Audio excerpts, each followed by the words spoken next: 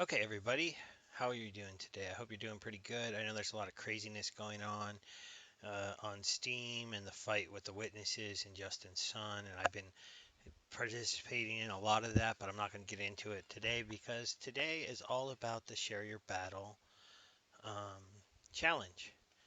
And I just wanted to thank again the Splinterlands people for doing stuff like that for the players.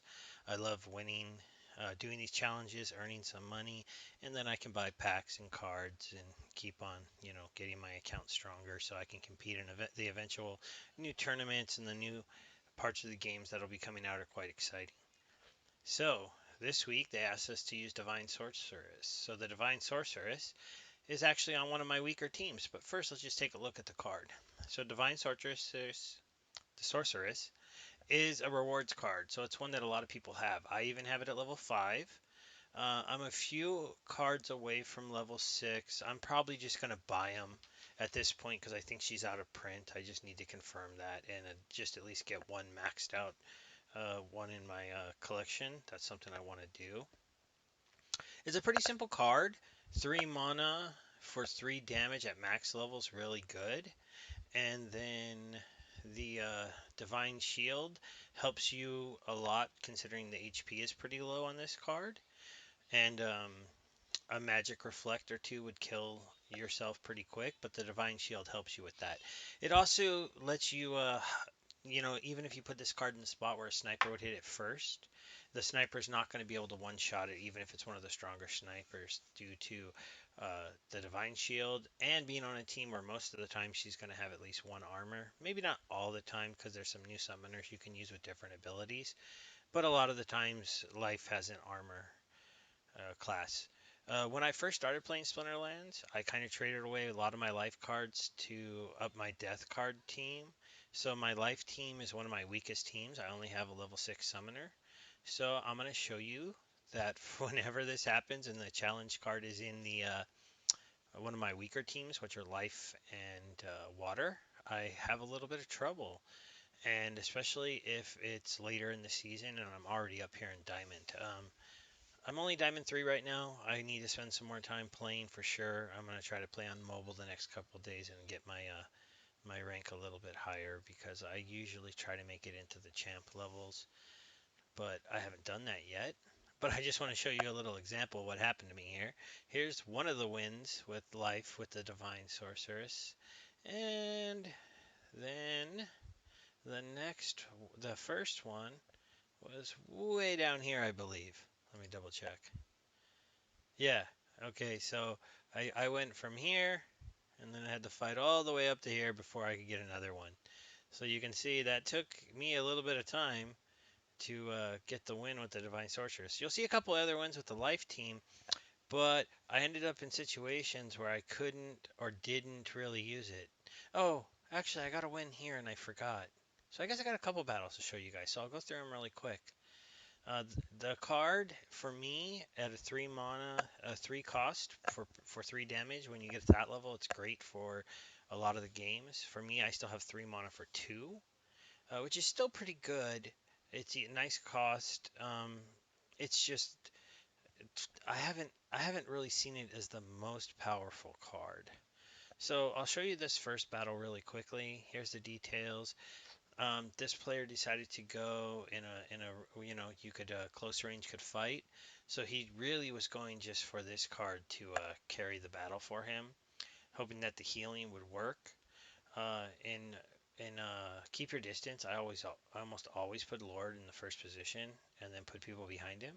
Normally, because I expect to be going against Lord, I don't use magic people, but I tried this one just to see if I can get a win.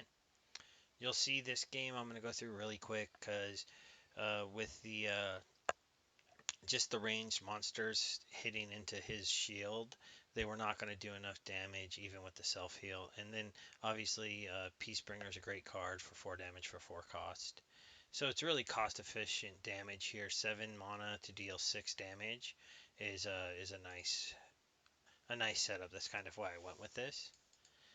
I didn't go with any healing, which was a little bit risky, but I just figured that the Void and Shield on Lord would mean that he would just live long enough that I would hopefully be able to win the fight, and he did just live long enough, as you see. Because if my Peacebringer would have hit the first row, it would have been tough by himself to be able to win that fight. So that was one fight that I won. Then let's go look at the one I forgot about. Was it this one? Okay, so in this battle, we had close range again, and then they can't miss. So you would have thought, let's go ranged monsters, but that's not what happened. Right here, my strategy with putting Divine Sorceress right here was that I'm going to put somebody who's going to get an armor, has a Divine Shield ahead of my healer, so if there was any sniper action going on, that my healer would last a little bit longer. And then I was going for, with expecting a lot of ranged people, maybe the double attack and all the sneak on the back end, kind of hoping I wouldn't run into thorns, and it worked out that way. And the battle worked out pretty good. I remember this one now. It's just Divine Sorceress was not really the reason I won, which is probably why I didn't think it was the best battle to show you, to show how this card can be used. But you will see that it did allow my healer to live a little bit longer, as we did have some splash damage coming in for the Ruler of the Sea. And it's kind of funny because this fight was interesting. I didn't know if I was going to win it because they did have enough magic damage to take out my tank before he could reflect it all back. And things, right here, they weren't looking that good. But there with the armor going away and then the double attack, slowing down their speed, and then my healer being able to take both those hits, kill the back row, and then here's the key one. I got the poison. And that's one of the great cards about Stealth Assassin. But it's kind of funny because this battle I won, and I feel like I won it because of Stealth Assassin, not because of Divine Sorceress. But she did do her job. She took one of those hits on the splash damage, which allowed her to live and allowed the healer to live and be able to bounce back a little bit more damage, and all of it helped. And then we got that victory in. And here's my last battle. In this one, with Fog of War and no healing, you kind of expect. I like to play. I actually like life in this matchup because I like to be able to armor heal. Now I know some other cards are starting to get armor heal, the repair ability, and so it's not just a life thing. But those teams don't have as many monsters with good armor and ways to stack armor. So I still feel like life has an advantage here because I thought that armor would be important. I figured mages would be involved in the battle, especially with Fog of War, because you're either going to go mages or you're going to go ranged. But with healing out, you kind of expect armor. I didn't think I'd see as much ranged. So I went for the double magic bounce back. Um, this is kind of me almost expecting to see blue, and then I saw blue. So it worked out pretty well. The Divine Sorceress is really here in the back row, just as a card that I was able to fit in under 26 mana and have a nice team, because this right here took a lot. And get the extra armor here, and then also do magic damage if they were going to be having armor. So I got a good amount of magic damage in the back. Now you'll see that normally this setup, the only reason I won this battle was because of Magic Reflect. You got a silence here to lower my magic damage, and so I was not doing very much magic damage, and they had a healer. But you'll see how the battle worked out, that it still worked out. And this is one of the things nice about the life team. One of the reasons why I'm kind of bummed that I was such a fan of death and traded away my life stuff, because I'd really love to have a maxed out summoner in life, but I just don't. And in my summoner's alpha, I don't know, I might just have to bite the bullet and turn him into beta to try to get a maxed out one, but I don't know. I just don't know if I could spend the money to try to max him out or not. Maybe if everything goes to crap, Splinterlands cards will go cheaper. I don't know though. I doubt it. The game is really fun, right? Trying to find some bright sides in this mess that's going on, because I was really hoping that our Justin joining us would be a good thing, and At this point, I don't know how it's going to be a good thing. But here's that double magic reflect. And he lived not that long. Again, this was a fight that I thought, watching it, I'm like, am I going to hold on to this? But in the end, having the back-to-back monsters with magic reflect and one of them having void, they just couldn't quite kill me with me rebuilding my armor. And then me having magic damage worked out really well because they did have armor. So in the end, this battle worked out the way I thought. The Divine Sorceress, unfortunately, in my battles, was never quite the key to battle.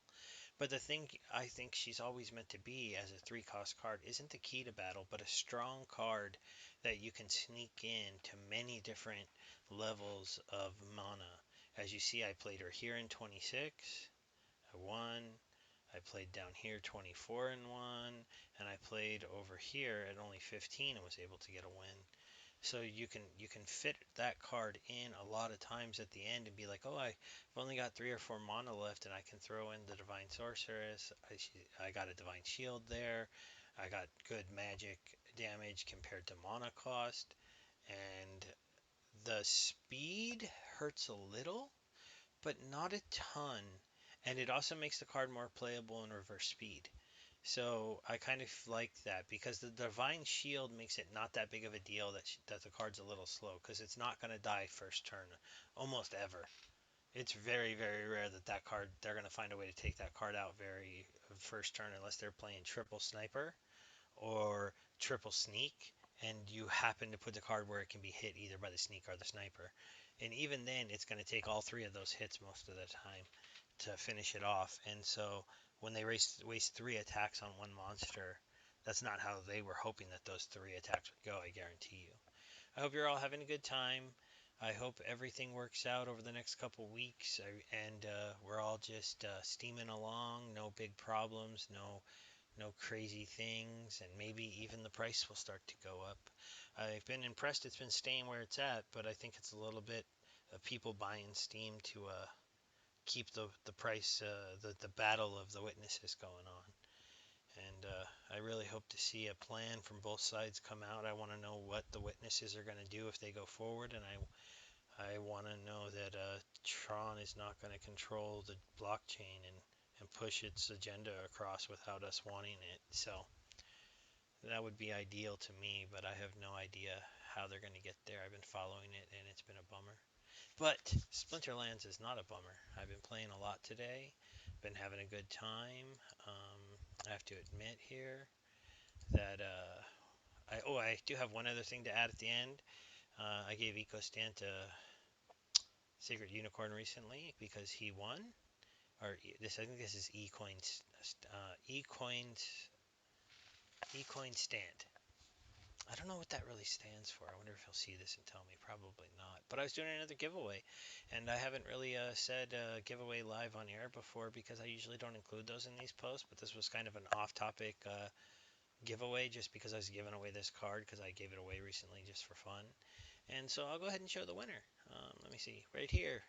I like it when somebody who looks like they might be a new player wins. So Dexy51, only 33 rep, and what is every cool is he actually put a real comment. I love to see these real comments where people talk about something and really get into it.